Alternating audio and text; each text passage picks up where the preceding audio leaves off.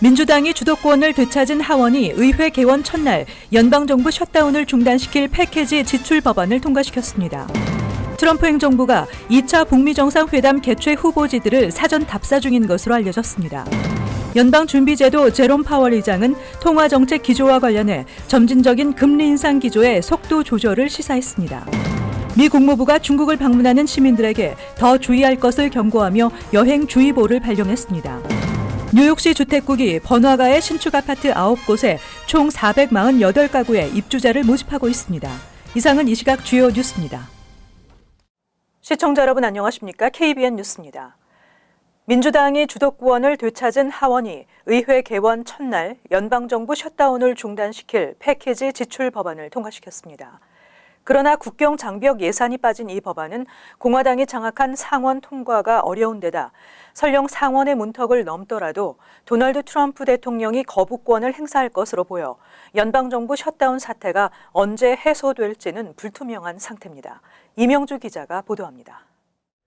연방 하원이 셧다운 사태를 끝낼 민주당의 패키지 법안들을 통과시켰습니다.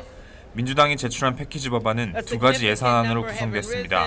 하나는 현 회계년도가 마무리되는 9월 30일까지 국무부, 상무부, 농무부, 노동부, 재무부와 다른 정부기관에 예산을 지원하는 안이고, 다른 하나는 다음 달 8일까지 잠정적으로 국토안보부의 현행 수준의 예산을 지원하는 안입니다. 국토안보부 예산안에는 국경안보 분야 지원에 현행 수준인 13억 달러가 반영됐으나 트럼프 행정부가 요구한 멕시코 국경장벽 건설 예산은 포함되지 않았습니다. 표결 결과 국무부 등의 예산안은 찬성 241표, 반대 190표를 얻었으며 국토안보부 예산안은 찬반 239대 192로 하원을 통과했습니다. 그러나 공화당이 다수를 차지한 상원이 이 법안을 전체 회의에 상정해 표결에 붙일 가능성은 없어 보입니다. 법안이 의회를 최종 통과하더라도 트럼프 대통령은 멕시코 국경장벽 관련 예산이 반영되어 있지 않다는 이유로 거부권을 행사할 것으로 예상됩니다. 트럼프 대통령은 어제 백악관 브리핑룸에 깜짝 등장해 국경장벽 건설 예산 관철을 위한 여론전에 나섰습니다. 국경 순찰대와 이민세관 단속국 노조 관계자들을 대동한 트럼프 대통령은 장벽 없이는 국경의 안전을 이룰 수 없다고 강조했습니다. KBN 뉴스 이명주입니다. 도널드 트럼프 행정부가 2차 북미 정상회담 개최 후보지들을 사전 답사 중인 것으로 알려졌습니다. 미국은 정상회담 후보지 목록을 아직 북한과 정식으로 공유하지 않았으며 후보지는 더 늘어날 수 있다고 전해졌습니다. 지한샘 기자가 전해드립니다. CNN은 외교 소식통을 인용해 트럼프 행정부는 지난해 말 몇 주 동안 아시아를 포함한 여러 지역에 2차 북미 정상회담을 위한 사전 답사팀을 파견했다고 밝혔습니다. CNN은 아시아 지역에서 개최하는 방안이 선호되고 있으며, 다만 지난해 6월 사상 첫 북미 정상회담을 유치한 싱가포르는 이번 후보지 리스트에는 없는 것으로 알려졌다고 보도했습니다. 외교관들과 북한 전문가들 사이에서는 베트남, 인도네시아, 몽골, 미국 하와이, 남북한 사이의 비무장지대 등이 잠재적 후보군으로 거론된다고 전했습니다. 백악관은 처음에 김 위원장의 유학 생활을 한 스위스를 유력 후보로 생각하고 북한에 이를 제안했으나 이동과 수송 문제로 스위스는 결국 후보지에서 탈락했다고 밝혔습니다. 한 정부 관리는 김 위원장의 싱가포르 회담 때 중국 항공기를 빌려 쓴 데 대한 비판에 아직 민감한 상태라고 밝혔습니다. 미국은 장소 선정 등 2차 회담 준비 작업에 아직 한국 정부를 참여시키지 않고 있으며, 준비 작업이 초기 단계라는 점을 고려할 때 회담 개최까지 여러 달이 걸릴 것으로 보고 있습니다. KBN 뉴스 지한샘입니다. 연방준비제도 제롬 파월 의장은 통화정책 기조와 관련해 연준은 경제가 어떻게 움직이는지를 지켜보면서 인내심을 가질 것이라고 말했습니다. 점진적인 금리 인상 기조의 속도 조절을 시사하는 발언으로 해석됩니다. 파월 의장은 오늘 조지아주 애틀란타에서 열린 전미경제학화 연례총회에서 인내심을 갖고 경제 동향을 지켜볼 것이라고 밝히고, 경제 상황을 지원하기 위해 통화정책을 빠르고 유연하게 변경할 준비가 돼 있다며 통화정책의 유연성을 강조했습니다. 인플레이션에 대해서는 물가가 관리 가능한 수준에 머물러 있고 임금 상승도 물가 우려를 키우지 않을 것이라고 진단했습니다. 미국 경제의 펀더멘털에 대해서 대부분의 주요 지표들은 여전히 탄탄하다며 새해에도 긍정적 모멘텀이 유지되고 있다고 기존의 자신감을 거듭 피력했습니다. 다만 금융시장의 과도한 불안정성에 대해 경기 둔화 위험을 반영하고 있는 것으로 보인다며 경제지표와 금융시장이 상충하는 점은 걱정되는 신호이고 그런 상황에서는 리스크 관리에 더 주의해야 한다고 말하고 시장이 보내는 메시지에 민감하게 귀를 기울이고 있다고 강조했습니다. 파월 의장은 특히 연준의 보유자산 축소 프로그램에 대해 보유자산 축소가 시장 불안의 큰 원인이라고 생각하지는 않는다며 만약 문제가 된다면 정책 변경을 주저하지 않을 것이라고 말해 기존보다 완화된 입장을 보였습니다. 미 국무부가 중국 여행 주의보를 갱신 발령했습니다. 캐나다에서 중국 화해위 부회장이 체포돼 외교적 긴장이 고조되는 가운데 미 국무부가 중국을 방문하는 시민들에게 주의를 기울여야 한다는 경고를 강조한 것입니다. 미 국무부가 지난해 1월 중국 현지 법의 임의적 집행과 미중 이중 국적자에 대한 특별 규제로 여행 주의보를 내린 데 이어 갱신 발령된 주의보를 통해 중국을 방문하는 미국인들이 현지에서 더욱 많은 주의를 기울일 것을 권고했다고 로이터 통신이 어제 보도했습니다. 이번에 발령된 중국에 대한 여행주의보는 지난번과 마찬가지로 레벨 2 수준을 유지했지만 신장 위구르 자치구와 티베트 자치구에서 보안 감사와 경찰 활동이 증가하고 있다며 추가적인 보안 조처가 이루어질 수 있다고 경고했습니다. 또 중국 당국이 미국인을 대상으로 출국 금지 조처를 내릴 경우 언제까지 지속될지 알 수 없으며 출금 조처는 미국인이 중국 정부의 조사에 따르도록 강요하기 위해 활용되며 이 과정에서 괴롭힘과 위협을 받게 된다고 밝혔습니다. 로이터는 이번 주의보는 중국에서 캐나다 전직 외교관 마이클 코프릭과 사업가 마이클 스페이버가 구속된 데 따른 것이라고 밝혔습니다. 뉴욕시 주택국이 번화가의 신축 아파트 9곳에 총 448가구의 입주자를 모집하고 있습니다.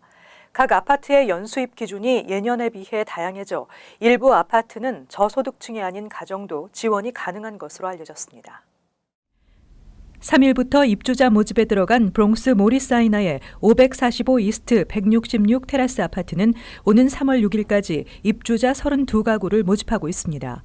원베드룸은 연수입이 22,697달러 이상 29,240달러 이하이면 월 렌트 $590, 투베드룸은 4인 가구 기준 연소득 27,222달러에서 41,720달러이면 월 렌트 $718를 내고 거주가 가능합니다. 브루클린 그린포인트의 오토 그린포인트 아파트도 60가구의 입주 지원서를 받고 있습니다. 연소득 42,206달러 이상 58,480달러 이하의 1인 가구는 1,045달러의 월 렌트를 내고 스튜디오에 거주가 가능하며 53,143달러 이상 83,440달러 이하의 4인 가구는 렌트 1,276달러를 내고 투베드룸에 거주가 가능합니다. 이들을 포함해 9개 서민 아파트가 입주자를 모집하고 있으며 이 중 6개 서민 아파트의 마감일이 이달 말이어서 입주 희망자들은 서류 접수를 서둘러야 합니다. 입주 희망자는 뉴욕시 서민 아파트 웹사이트를 방문해 온라인 또는 오프라인으로 지원이 가능하며 한국어 번역본도 지원하고 있습니다. 이외에도 브롱스의 모리사이나에 들어서는 신축 노인 아파트도 입주할 43가구를 모집하고 있습니다. 마감일은 오는 9일로 41,750달러 이하 연수입을 거두는 1인 또는 2인 가구라면 지원이 가능합니다. 연방법원이 임대주택 정보를 의무적으로 뉴욕시 정부에 보고하도록 한 조례가 부당하다는 에어비앤비의 가처분 신청을 받아들여 조례 시행이 잠정 중단됩니다. 오는 2월 2일부터 뉴욕시 정부에 온라인 숙박 중개 서비스에 등록된 임대주택 정보를 의무적으로 제공하도록 한 조례가 시행될 예정이었습니다. 그러나 맨하탄 연방법원은 어제 이 같은 조례가 부당하다는 에어비앤비의 가처분 신청을 받아들여 최종 판결이 내려지기 전까지 시행할 수 없게 됐습니다. 폴 앵글메이어 판사는 이번 조례는 정부에 의한 부당한 수사와 압수로부터 국민들의 사생활 침해를 막기 위해 제정된 수정헌법 제4조를 위반했을 가능성이 있다며 에어비앤비는 임대주택 정보를 시정부에 제출하지 않아도 된다고 밝혔습니다. 에어비앤비는 지난해 관련 조례안이 뉴욕시 의회를 통과하자 헌법상 보장받은 개인정보법을 위반했다며 소송을 제기한 바 있습니다. 조례안은 에어비앤비 등 온라인 숙박 공유 업체는 등록된 집 주인의 이름과 주소, 거래 내역을 매달 반드시 뉴욕시 정부에 보고하고 임대하는 숙박 공간이 방 한 칸인지 주택 전체 공간인지도 보고하도록 했으며 이를 어길 경우 건당 $1,500의 벌금이 부과됩니다. 당초 올 1월 1일부터 시행될 것으로 예정돼 있던 반값 메트로카드 프로그램이 시행일을 넘기고 있는 가운데 뉴욕시 감사원과 교통 전문 비영리 단체들이 이 프로그램의 조속한 시행과 구체적인 계획을 밝힐 것을 시 정부에 촉구하고 나섰습니다.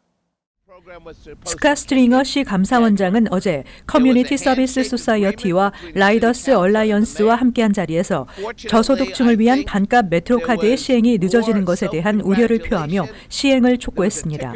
스트링어 감사원장은 지난해 12월 서한을 통해 반값 메트로카드와 관련된 구체적인 정보가 없음에 유감을 표시하고 이를 밝힐 것을 요구한 바 있습니다.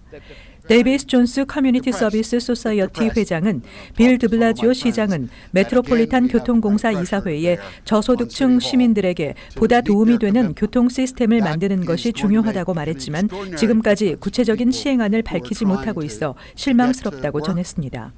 반값 메트로카드는 올해 1월 1일부터 시행될 예정이었지만 시행일을 넘기도록 구체적인 혜택 내용조차 알려지지 않고 있습니다. 지난해 6월 뉴욕시는 반값 메트로카드 프로그램에 대해 승인을 한 뒤 일주일과 한 달 사용권의 할인을 적용하되 1회 사용권은 배제하는 안을 논의했지만 저소득층을 위해서는 1회 사용권 혜택이 늘어나야 한다는 여론이 일어 시행이 지연되고 있습니다. 1회 사용권이 적용될 경우 추가로 80만여 명의 저소득 뉴요커들에게 직접적인 혜택이 될 것으로 기대되고 있습니다. 뉴욕, 뉴저지, 커네티컷의 트라이스테이트 지역의 인구 유출 현상이 전국에서 가장 높은 수준인 것으로 나타났습니다. 동부 지역의 유출 인구가 많은 이유는 비싼 생활비 때문으로 분석됐습니다. 유나이티드 벤 라인스가 조사한 2018년 주간 이주 현황 자료에 따르면 타주 전출 비율이 가장 높은 주는 뉴저지주였으며 일리노이주가 그 뒤를 이었습니다. 뉴저지주는 주간 이주자 중 전출자 비율이 66.8%에 달해 2명이 주를 떠나고 1명이 들어와 전국에서 가장 비율이 높았습니다. 커네티컷주는 62%로 3위였으며 뉴욕주가 61.5%로 4위를 차지해 뉴욕 일원 인구의 타주 유출 현상이 전국에서 가장 심각한 것으로 분석됐습니다. 북동부 지역 전체로는 이 비율이 57%에 달해 유입 인구보다 유출 인구가 더 많은 것으로 드러났습니다. 보고서에 따르면 타주로 이사가는 가장 큰 이유는 직장 등 일자리 때문으로 2명 중 1명이 이에 해당됐는데 뉴저지주에서도 직장 때문이라고 대답한 주민은 34.7%로 가장 많았으며 34.5%가 은퇴를 이유로 꼽았습니다. 뉴저지주의 전출자 비율이 높은 현상은 재산세가 높은 것도 한몫한 것으로 나타났습니다. 반면 타주 주민이 뉴저지주로 이사온 경우의 61.8%도 역시 직장 때문이었습니다. 유나이티드 벤 라인스는 동부 지역에서 빠져나가는 인구가 많은 이유는 비싼 생활비 때문으로 상대적으로 생활비가 적게 드는 중부와 서부 지역으로의 인구 유입이 많았다고 밝혔습니다. 이외에 기후나 주정부 혜택 때문에 이동하는 경우도 많은 것으로 조사됐습니다. 2018년 미국의 자동차 판매가 감소한 가운데 현대, 기아 자동차가 미국 시장에서 선전한 것으로 나타났습니다. 지난해 미국 자동차 시장 전체 판매량이 4.2% 감소한 가운데 현대, 기아 자동차의 경우 SUV와 친환경차 부문에서의 선전으로 자동차 제조사 전체 7위를 차지한 것으로 평가됐습니다. 현대 기아 자동차 미국 판매 법인에 따르면 현대 기아 자동차의 지난해 12월 판매량은 11만 3,149대로 전달에 비해 6.11% 증가했으며 미국 시장 누적 판매량은 총 127만 8,740대로 전년에 비해 0.28% 증가했습니다. 현대자동차는 지난 한 해 총 67만 9,127대를 판매해 전년에 비해 2.13% 증가했는데 특히 지난 12월에만 6만 5,107대를 판매해 전달에 비해 5.61% 판매 증가를 기록했습니다. 지난 한 해 엘렌트라 20만 415대, 투싼 14만 2,299대를 판매해 현대차 판매를 주도했으며 산타페와 소나타가 10만 대를 넘겨 명성을 이어갔습니다.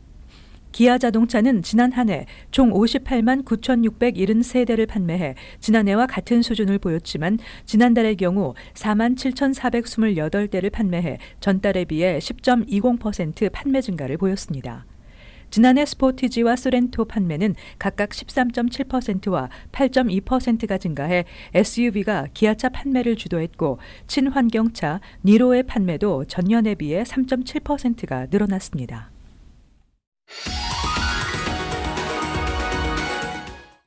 이어서 LA 지역 한인사회 소식입니다. 남가주 한국학원이 결국 한인사회의 분규단체로 지정될 예정입니다. 김환중 LA 총영사는 오늘 한인 언론과의 간담회를 통해 한국 정부에 서신을 보내 남가주 한국학원에 대한 분규단체 지정을 정식으로 건의했다고 밝혔습니다. 이미 어제 조치를 했습니다. 어제 조치를 서울에 건의를 했고요.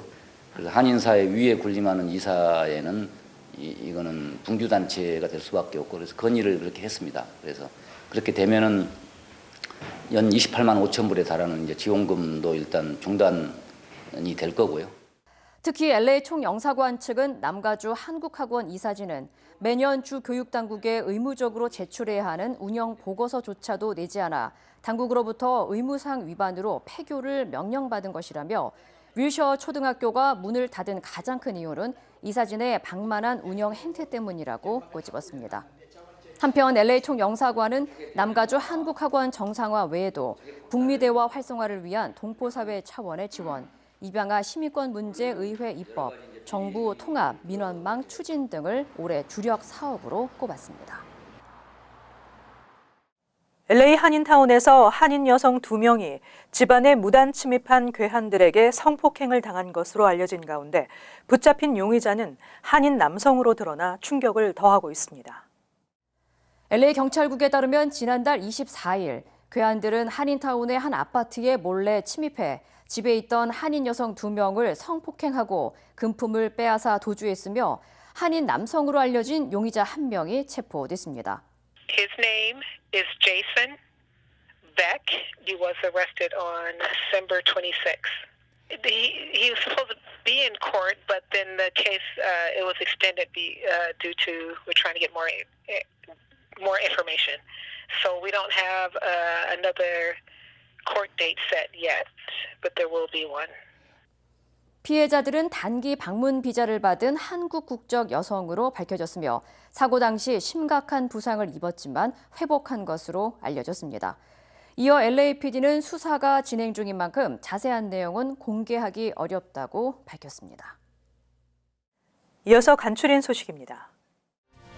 단순직 임시 취업비자 H-2B 노동허가 포털 시스템이 접수 시작 5분 만에 마비되는 사상 초유의 사태가 발생했습니다.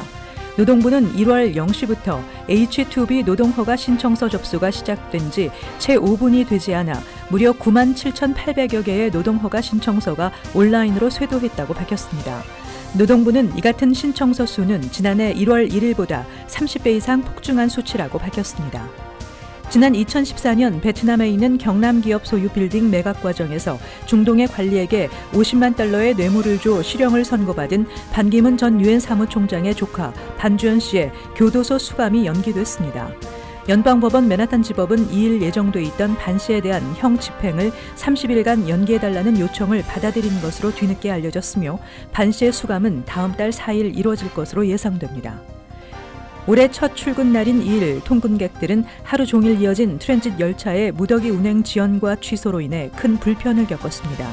소셜미디어에는 승객들의 불만글이 다수 게재됐으며 객실에 승객이 넘쳐나 자리에 앉지 못하고 서서 가는 승객들의 모습이 찍힌 사진도 게재됐습니다. 트랜짓 측은 이날 대규모 열차 운행 차질 사태가 발생한 이유에 대해 명확한 답을 내놓지 않은 채 단순히 기계 결함이라는 모호한 해명만 내놨습니다.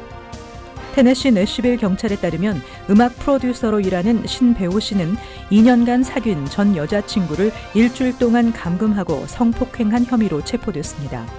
신 씨는 지난 24일 자신의 집을 방문한 전 여자친구를 30일까지 일주일 동안 감금하며 끔찍한 폭행을 저질렀습니다. 신 씨는 이전에도 가정폭력 전력이 있다고 경찰은 밝혔으며 보석금은 15만 달러가 책정됐습니다. 신 씨는 업계에 잘 알려진 음악 프로듀서입니다. 계속해서 환율과 증권 소식입니다.